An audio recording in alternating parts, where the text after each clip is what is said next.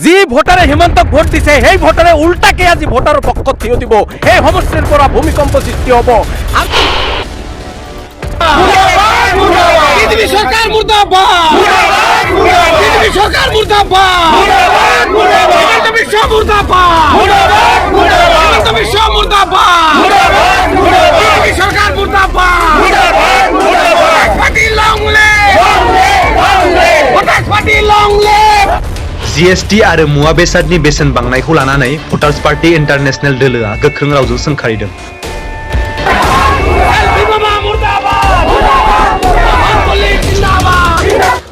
सांसारिनिफ्राय आमिनगावसिम हानजा सुरनानै जिल्ला बेंगिरिनिसिम गोसोखां बिलाइ गथायनो नागिरनायखौ आसाम पुलिसआ 144 धारा होनानै होबथादों। भटार्स पार्टी इन्टारनेशनेल दोलोनि दैदेननायाव दिनै रोजा रोजा सुबुंखौ लानानै रायजो राजानि सायाव GST आरो मुवा बेसादनि बेसेन बांनायखौ लानानै कामरुप जिल्लानि सिङाव थानाय सांसारिनिफ्राय 10 किल'मिटार हानजा सुरनानै आमिनगाव थानाय जिल्ला बेंगिरिनिसिम गोसोखां बिलाइ गथायनो नागिरनायखौ आसाम पुलिसआ 144 धारा होनानै होबथादों। বিচাৰিছো যে হিমন্ত বিশ্ব শৰ্মাৰ সমষ্টিৰ বাহিৰে ভোট দিছে, ভোটাৰে ভোট দিছে, MLA মন্ত্ৰী হৈছে, তেখেতে মন্ত্ৰী হৈছে, তাৰ পিছত সি ভোটাৰক ঠগি আছে। আজি ভোটাৰে জাগিছে, এই সমষ্টিৰ পৰা ভোটাৰে ইউনাইট হ'ব। যি ভোটাৰে হিমন্তক ভোট দিছে সেই ভোটাৰে উল্টাকে আজি ভোটাৰৰ পক্ষত থিয় দিব। সেই সমষ্টিৰ পৰা ভূমিকম্প সৃষ্টি হ'ব আৰু গোটেই অসমৰ ভোটাৰ ইউনাইট হ'ব, ভোটাৰৰ চৰকাৰ হ'ব 100%। এইটো গেৰাণ্টি আজি আপোনালোকৰ জৰিয়তে হিমন্ত বিশ্ব শৰ্মাক মেছেজ দিলোঁ। আজি কি ক'ব মানে চাওক, আমি এটা মানৱ শৃংখল হিউমেন চেইন যিটো নেকি মানৱ শৃংখল বুলি কয়, চাংচাৰিৰ পৰা আপোনাৰ আমিনগাঁও DC অফিচলৈকে মেমৰেণ্ডাম দিয়াৰ কাৰণে এটা প্ৰগ্ৰাম কৰিছিলোঁ। এতিয়া আমি দেখিলোঁ ইয়াত আহি গোটেই আমাৰ ভোটাৰসকলক এৰেষ্ট কৰিছে। এৰেষ্ট কৰাৰ মূলতঃ হৈছে কি, এইটো গণতন্ত্ৰ দেশ নহয়, এইটো ৰজাতন্ত্ৰ দেশ হয়। আৰু ৰজা হিচাপে যেনেকুৱা আমাক হেমন্ত বিশ্ব শৰ্মাই চেল্ফি মোমাই আমাক যিটো শাসন ব্যৱস্থা কৰিছে, এইটো ঘৃণনীয়। আমি এই আপোনালোকৰ মঞ্চেদি মুখ্যমন্ত্ৰী ডাঙৰীয়া ঘৃণা কৰিছোঁ, কিয়নো আজি গণতন্ত্ৰ দেশৰ সকলোৰে অধিকাৰ আছে। মৌলিক অধিকাৰৰ পৰা আদি কৰি আইনৰ ভাৱেও আমি অধিকাৰ আমি পাব লাগে। ন্যায্য প্ৰাপ্য হিচাপে আমাৰ আন্দোলন কৰা অধিকাৰ আছে। তথাপিও 144 জাৰি লগাই তেওঁলোকে যিটো আমাক মানৱ বিশৃংখল সৃষ্টি কৰিলে, তাৰ বাবে আমি গৰিহণা দিছোঁ। অসম চৰকাৰক গৰিহণা দিছোঁ, BJP চৰকাৰক গৰিহণা দিছোঁ। কিয়নো আজি আমি ইমান এটা শান্তিপূৰ্ণভাৱে আমি গাঁৱে ভূঞৰ পৰা মানুহবিলাক ওলাই আহি আমি শান্তিপূৰ্ণভাৱে এটা কাৰ্যসূচী পালন কৰিবৰ কাৰণে আহিছিলোঁ, য'ত আজি আমাক এৰেষ্ট কৰি এখন আমাৰ হাই ছেকেণ্ডেৰী এই চাংচাৰি ফিল্ডত আমাক আবদ্ধ কৰি ৰাখিছে।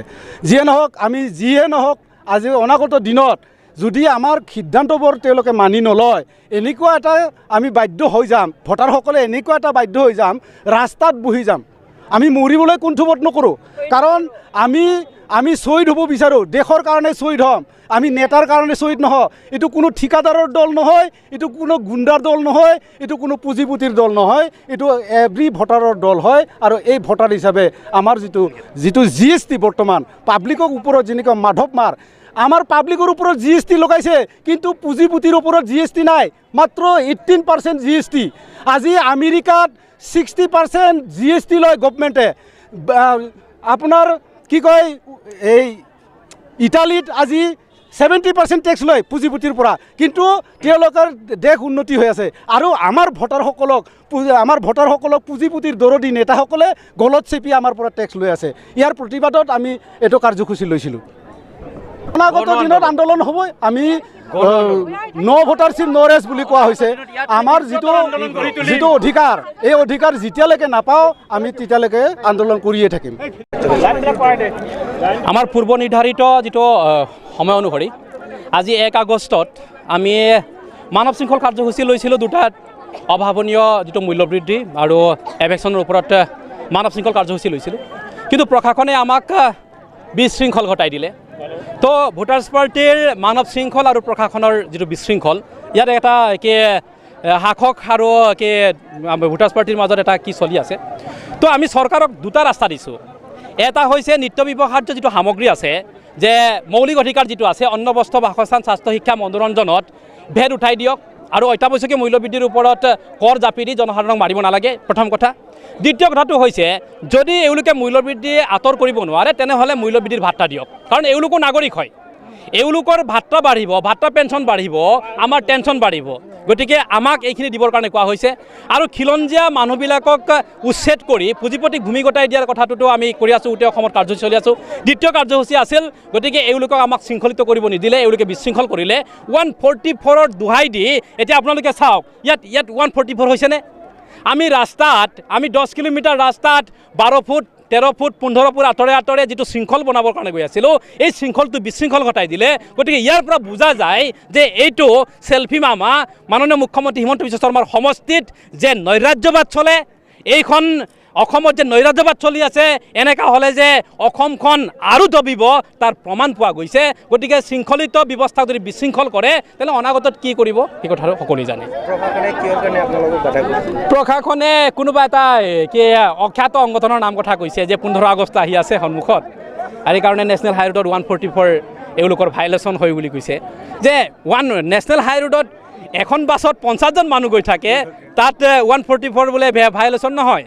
আৰু ভোটাৰ্ছ পাৰ্টীয়ে 12 ফুট আঁতৰে থিয় হ'লে 144 জাৰি হয়। মানে নৈৰাজ্যবাদৰ কাৰণ এইটো হয়। গতিকে এনেকুৱা হ'লে অসমখন আৰু তললৈ যাব। নহয়, এইটো নহয়। ভোটাৰ্ছ পাৰ্টি কোনো মিডিয়া বা কাগজ পেপাৰত থকা দল নহয়, সি গ্ৰাউণ্ড লেভেলত থকা দল হয়। ইয়াত নিপীড়িত আত্মবলিদান দিব পৰা মানুহবিলাক আছে। গতিকে এই আত্মবলিদান দিয়া মানুহবিলাকৰ প্ৰতি দায়বদ্ধতা অকণমান দেখুৱাইছে, ভয় এটা কৰিছে।